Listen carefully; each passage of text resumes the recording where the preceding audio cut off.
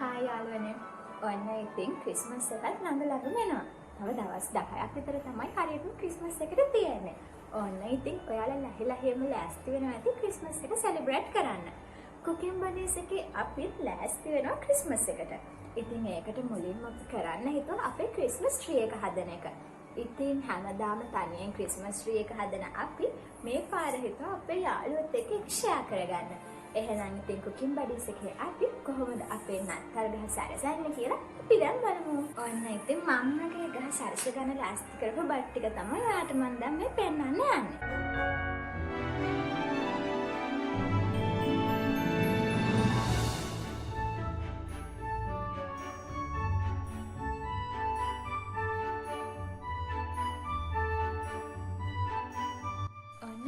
Christmas එකට අවශ්‍ය බට්ටිය නම් මම හදාගෙන ඉවරයි.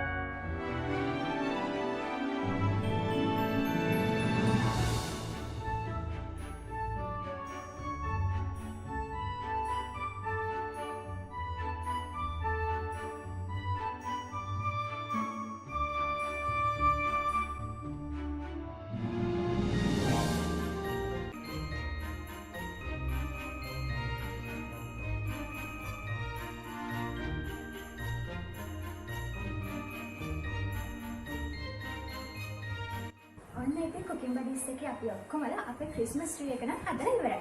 මේ තියෙන අපේ ක්‍රිස්මස් ට්‍රී එක. අපි මේකට කච්චියම එකතු වෙලා හරිම සතුටින් විනෝදෙන් තමයි මේක අපි හැදුවේ.